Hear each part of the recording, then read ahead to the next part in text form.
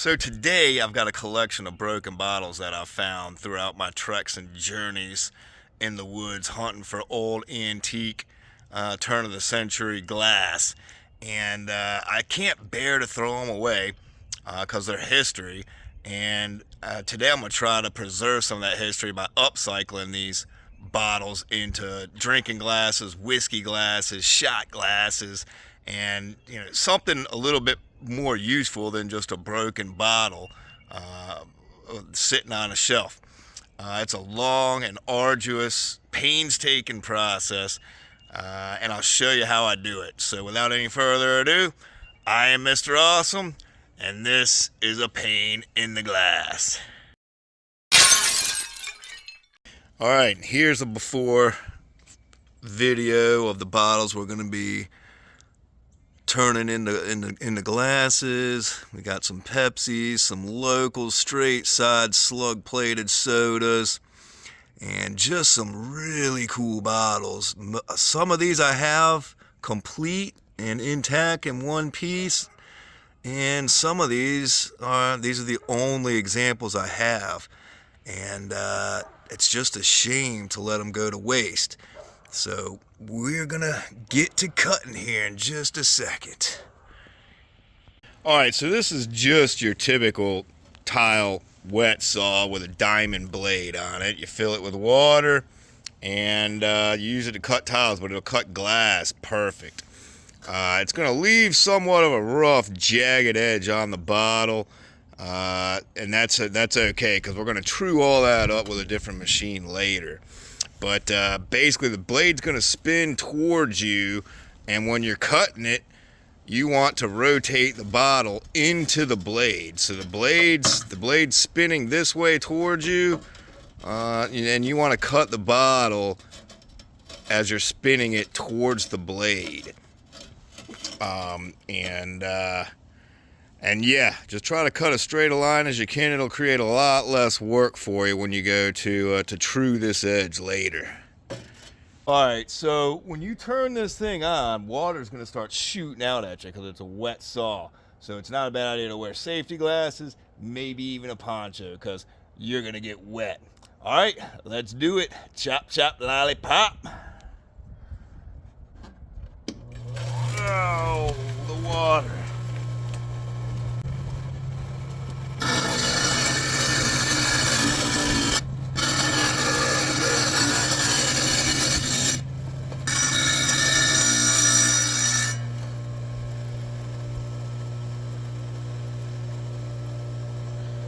Alright, not too bad.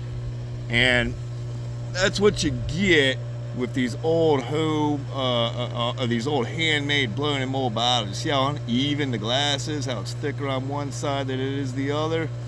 And that's a pretty jagged cut, but we'll get all that trued up on a different machine later. But there it is, there's the first one. And I just do this all by eye. I mean, you can mark a line if you want to, but for the most part, it is important to get a good cut right from the beginning, so you got way less work, so you're putting way less work into finishing it. You don't want big jagged lines, but if you get them, it's all right. All right, let's cut this bad boy.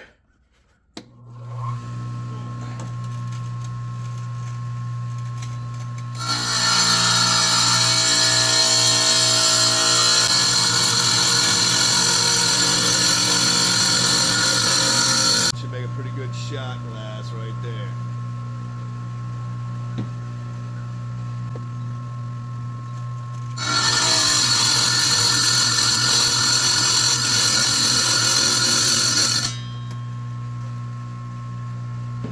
And there's a lot more to the process besides just cutting them. This is at the very first stage.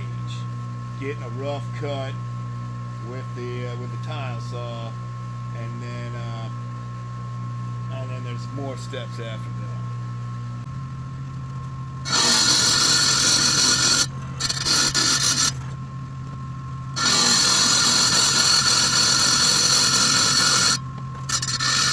Alright, so we got all our bottles cut. All rough cut. So believe it or not, I see people try to sell rough cut bottles like these as glasses on eBay all day long. I mean, literally, they might do a little bit of finish into that edge, but they try to get away with selling that as a drinking glass. I mean, that would cut your damn lip off and give you tetanus. So there's still a lot of work left to get this to, you know, an acceptable drinking glass with a nice, smooth, professionally looking finished edge. One thing you got to look out for are the bubbles, which I love. See the nice bubbles in this bottle? It's got a lot of them. But unfortunately, this one, there's a bubble here and here, right where my cut is. So I had to cut into one of them, and that I may be able to finish that out. If not, we'll just have to see what that little bubble looks like once it gets opened up. And I may have to fill that in with some resin or just leave it. We'll just see what it feels like when we get to that point. So, in order to get that edge, the lip around the top of the glass trued up, this is the machine I like to use. It's a perpendicular oriented horizontal oscillating belt sander. Yeah, it's badass. So this spins obviously, and it moves up and down. I'll show you real quick. So we're gonna take these glasses now and true that edge up and get rid of that really nasty rough cut that the diamond blade left from the tile saw. And this machine will make quick work of that. Alright, so if you don't have one of these machines to true the edges on your glasses, and let's be honest, you probably don't, there are alternatives. You can use one of these, just a standard tabletop belt sander with a side mounted rotary disc. It's a little harder to control, a little harder to use, but it'll get the job done. Or you can use one of these, just a standard belt sander. You know, set it upside down on a tabletop and go for it. Or possibly one of these orbital sanders. Maybe, I don't know. That's a stretch. You can try it. Or if you're really desperate and you got forearms made of steel and a lot of elbow grease, you can go for the old school method of just a flat piece of 80 grit sandpaper, set your bottle down on it like this, and go to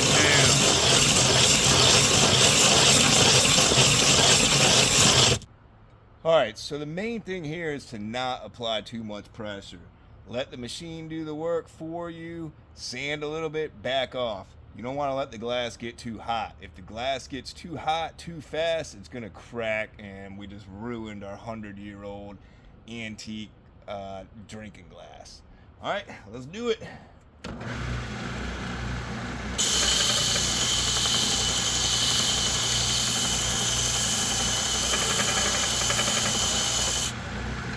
Back off, check it, and you'll be able to tell. Once you get to a certain point, the color is going to look the same all the way around. You'll be able to see the high points and the low points.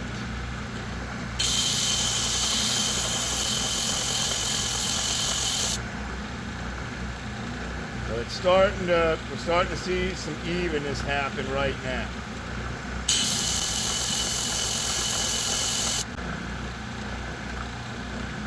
Almost there.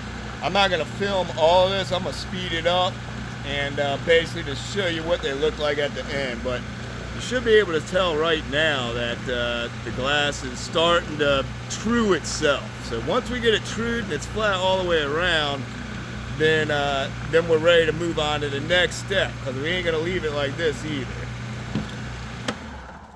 All right, so first one is done. See how there's a nice even sheen going all the way around the outside edge of that glass. Now it's still rough and sharp, so it's ready for the next stage. But if you look at that one compared to, say, this old Pepsi right here, this one's going to be like a little shot glass. You see how rough that is still? So that's what it looks like before we get to this point. So once you get to this point, it's done. And we got 12 more to go. And one more word of caution while you're messing with these, heating them up, grinding on them, sanding them, is if the glass is getting hot enough to where you can't touch it and you feel like you got to cool it off, whatever you do, don't quench it in water. That'll shot the glass. It'll crack for sure. So if you're heating it up to the point where it gets too hot to touch, you're already heating it up too much. Lay off of it, man, and just do a little bit at a time. Move on to another glass. Switch back and forth.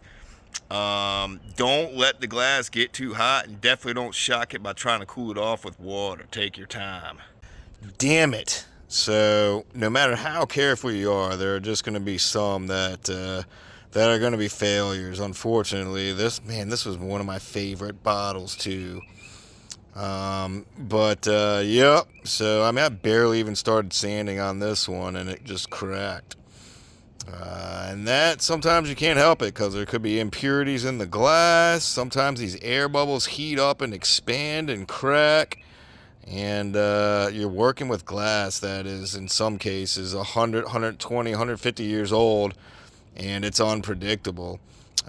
You can just look at that one and see how uneven the glass is, how it's so much thicker on one side than it is on the other, because this thing was handmade. It was blown into a mold, and there's always going to be a wild card in the bunch. And so far, it's this one. This is the only one that I've had trouble with, but dang, man. Pain in the glass. Alright, here they all are. Nice, flat, true edges. Couple of small chip outs, tiny ones along the edges of a couple, but most of them came out, almost absolutely perfect. With the exception of this casualty right here, which is super disappointing. I was really looking forward to having that one, but it'll probably just end up being a pencil holder. I'm still not going to throw it away, but nice, crisp, clean, flat, sanded, true edges around all of these, and they're ready for the next stage. Let's do it. I'll be happy when I get at least one of these glasses done so I can make a mixed drink. I've been drinking Jack and Coke out of this worthless piece of modern junk all day long, and it just doesn't feel right, man. All right, so the next thing we're going to want to do is put a nice radius rounded edge around the outside of the lip and the inside of the lip. So the outside, you could do it by hand over here on the belt sander if you wanted to, but the inside, that's another story. That's going to be harder to do. So we're going to use this router table, and I've got a diamond brazed radius bit over here that we're going to run with it, and it's got a bearing on top right here, and we're gonna run this glass along the outside and the inside. They give it a nice rounded edge instead of this sharp 90-degree angle it has now to just look a little bit more professional and better on your lip too. All right, so you're gonna want to move that bit up and down until the glass just barely doesn't touch the edge of that bearing. And you want to do this in small increments at a time. So take off just tiny amounts, raise it, do a little bit more, raise it, do a little bit more, and go from there. Don't rush this step. All right, here we go. Let's turn her on.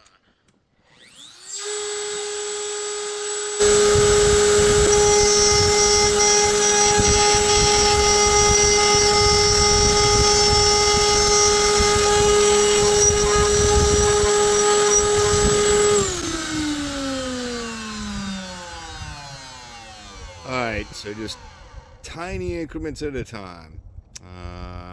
Probably do a little bit more than that. We'll go ahead and do all of them at that increment and then raise it up. Alright, we're going to go ahead and do the inside now too.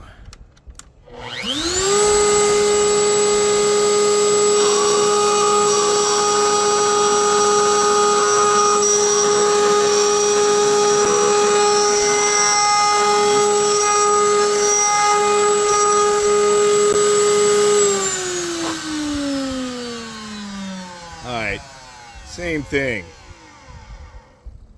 We're gonna do all of them at this height and then raise it up slightly to where we get a nice round radius around the outside and inside of the lip. It's going to be rough, so it'll still have to be hand finished and hand polished because this is a pretty coarse bit.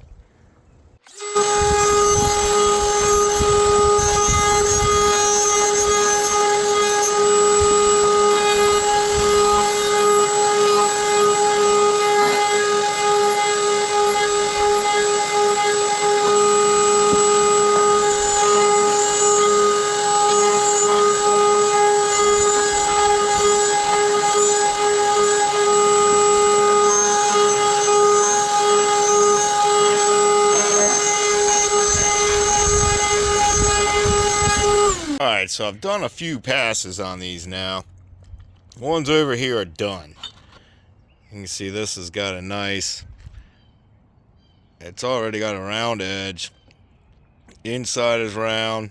Just need to retrue the top of the lip and then finish and then finish it off. But these are all done.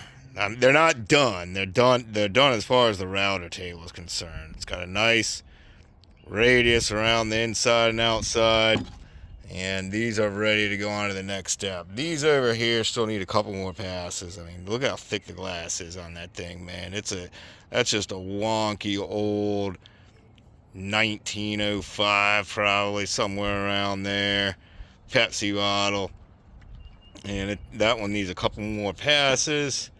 And this one, unfortunately, I probably should have just tried finishing this by hand because that one had a blowout.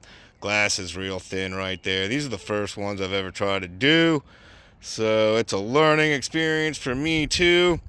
But this is probably just made from some really bad glass to start with, home brewing company Richmond. But man, all right, so a couple more passes on these guys over here, and then it's on to the next step.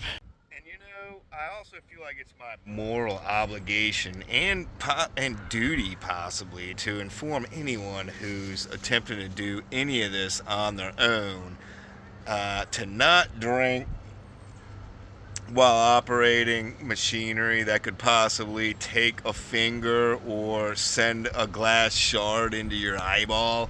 And if that does happen, that shit ain't on me. So if you've made it this far, you've now got a nice rounded edge inside and out. They're all going to be different. That just depends on the thickness of the glass, the asymmetry of the glass, and they're all going to be unique pieces.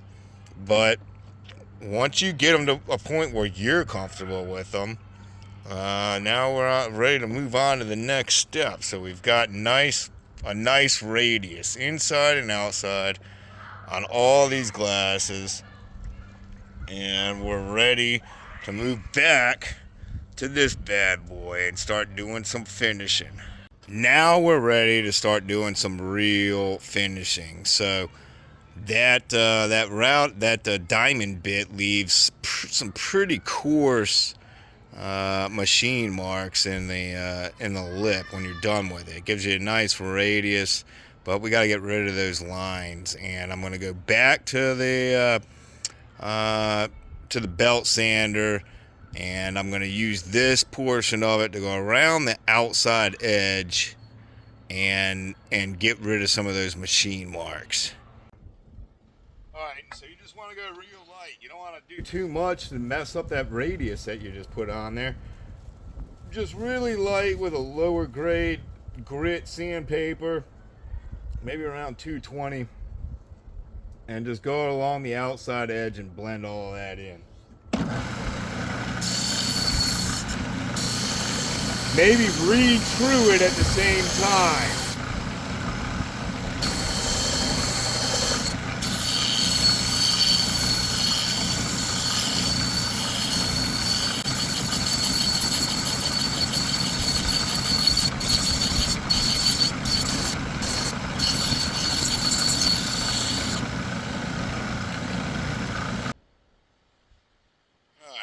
So this next part's going to be, well, this whole process actually of finishing this outside and inside edge is somewhat time consuming. I'm not going to show every single one of these, but there's still more steps to come after this. But after you've gone and done the outside edge, now it's time to move on to the inside edge.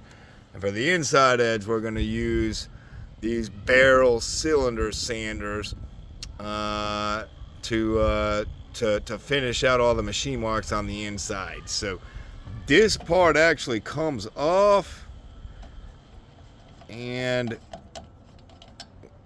this comes off. Ugh. There you go, something like that right there. And then these cylinders right here slide down here, and you replace this, and there's another filler spacer that you put in here to secure all that. And then basically we're gonna use that piece right there to go and finish the inside. Yeah.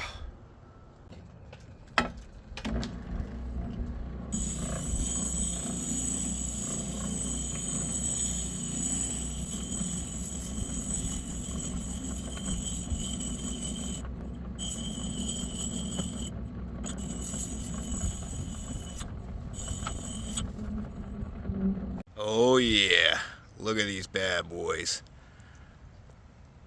Alright, so we're at the point now where we're ready to start actually polishing the tops on these.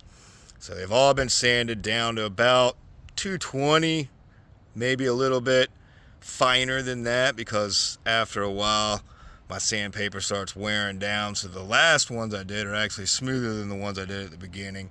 I could go back and redo some of those, but they're all ready to start polishing. They look good. Some of the tops are a little unparalleled with the bottoms, maybe slightly crooked, and might have real slight waviness to it. You can't even tell unless you look real close, and that's alright, because most of these were, well, some of them are blown in mold bottles, and they're asymmetrical to start with. And they all have individual character, and so a little bit of asymmetry in your cut isn't any big deal. A lot of these bottles had a slight lean to them to start with. Much like this Petersburg Pepsi from 1912, or this 1916 Center Slug Union Bottling Works from DuPont City, Hopewell. They both have a slight right lean to them. So they're asymmetrical, and that is okay. Another thing to note here is that a lot of these bottles have a lot of significant hard water and calcium deposits built up on the inside from years of being in the creek and underground. And at this point, if you have a bottle tumbler, this is when you would want to tumble these glasses to get rid of that. Now, I'm pretty sure I can hand sand and hand finish a lot of that out now, because there's no tops on these bottles and it's easy to get at on some of these shorter glasses. So that's what I'm going to try, because I don't have a tumbler. And if you don't know what a tumbler is, a bottle tumbler is basically like a giant rock tumble, except for bottles. And you suspend the glass or bottle in the in about a 4-inch PVC chamber, and you fill it with copper granules and different various grades of polishing compounds, and it takes days spinning on a rotary lathe to get rid of all the sickness in the glass, the calcium deposits, and build up, and it'll polish them at the same time. So this will be the time to do that, and then so if you have one, go ahead and do that, and then you can hand polish. You'll have very little hand polishing left to do once it comes out of that tumbler. For the hand finishing part, it's all going to be done with wet dry sandpaper. And I like to use the sponges. We're going to try these sponges. And in most cases, I'm going to start with 400 and work my way up. So I've got sponges, and a bunch of just flat, wet, dry sandpaper, and you're going to use water. Keep the sandpaper wet, keep your glass wet. Start at whatever grit you feel like is making progress, and then slowly work your way all the way up to 3,000, which should give it a really, really glass-like sheen. And you may be able to skip some of these in between. I don't know yet because I haven't done this before, so we're about to find out. Alright, and just like that, glasses are done, man, and they turned out awesome. Ended up with 9 really good examples, and look at the edges, man. Look at that drinking lip. Nice and smooth, and I mean, it looks like a professionally machine finished edge. I didn't film any of the hand sanding just because it's super boring and monotonous. And if you don't know how to use sandpaper, this project probably isn't for you anyways. But definitely don't skip any of the sandpaper grades. Start with your 400 and then go to 600, 800, 1,000, 2,000, 3,000, and you'll end up with a really nice finished edge. Like, I love the way this Pepsi turned out. 1908 Pepsi from Suffolk, Virginia. But look at how nice and smooth that edge is, and they're all like that. So it takes about, I don't know, 30, 45 minutes of hand sanding that lip to get that edge on it. Not a whole terrible lot, not too much work, but just take your time, and you'll end up with a really, really nice finish. But these glasses, I mean, they really turned out awesome. I'm super happy with the way they look, and the only thing left to do now is to test them out with maybe some soda and a little Holy Spirits with the Holy Spirits mixed in. All right, man. That was a fun project. Still have 3 left to do. I'll get to those later. I love this one too, man. That Pabst Milwaukee. It's got some whittling in the glass where the glass was probably blown into a cold mold. That one's one of my favorites. This is the other Pabst too. This one's blown in a mold. Really, really nice. The Dr. Pepper. 10, 2, and 4. Another soup. All these edges just turned out, I mean, perfect. I love this lemon cola. It's really sweet looking too, man. It's already got a nice sun-colored, deep amethyst purple tint to it. Just badass. And a little double shot glass from Standard Bottling Corporation, Hopewell, Virginia. All right, let's test them out. So the circle of life for this local hand-blown soda bottle from Hopewell, Virginia, Polar Bottling Works, is about to become complete. You know, it was probably bought by somebody around 1915 at a local drugstore, corner grocery store, drank and then discarded, where it ended up finding its way to the local town dump, probably by a horse-drawn wagon, because trucks were super scarce back then. Hardly anybody had them.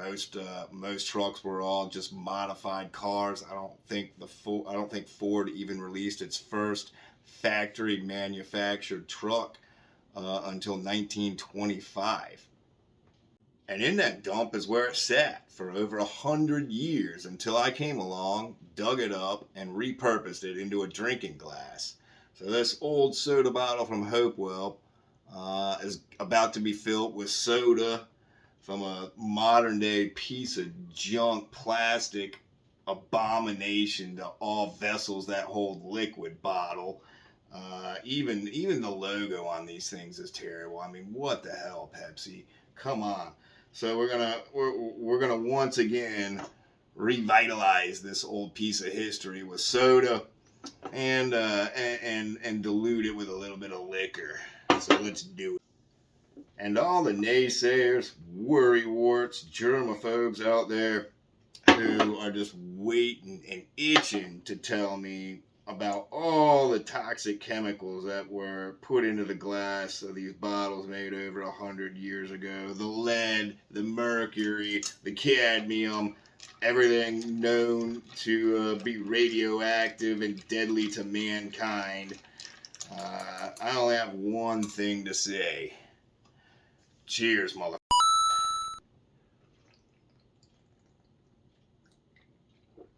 Oh yeah, that's good.